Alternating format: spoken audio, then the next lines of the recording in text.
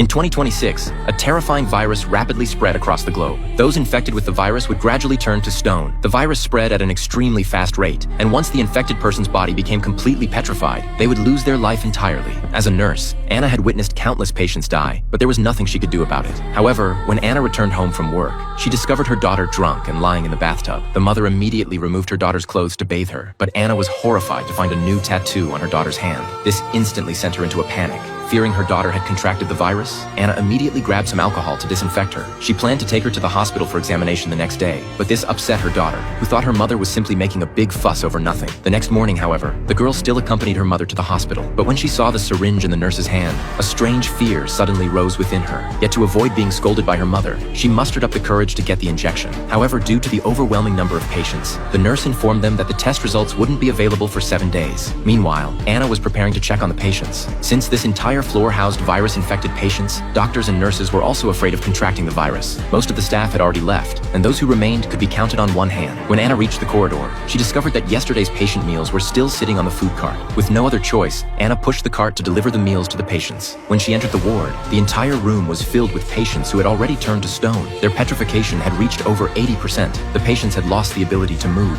What came from their mouths was no longer air, but powder. They could only sustain their lives through machines. Fortunately, this virus didn't spread through the air. Just as Anna was delivering food to the last patient, she discovered that the person had completely petrified and lost their life entirely. Anna felt deeply disheartened, but there was nothing she could do to treat them. She unplugged the equipment from the patient's body and covered them with a white sheet. At the same time, the girl had finished her examination and returned to school, but she felt an unbearable itching all over her body. Just as the girl kept scratching her arm, the teacher suddenly called on her to answer a question, but the girl hadn't noticed that the wound on her arm had split open. Blood dripped down her arm onto the desk. The classmates were terrified when they saw this. The teacher quickly told the girl to go to the infirmary to treat her wound. The classmates urged her to leave immediately, as if the girl had become a demon. Seeing this, her boyfriend immediately chased after her, but instead of going to the infirmary, the two hid in the bathroom and began kissing in secret. Little did they know, this act would lead to lifelong regret.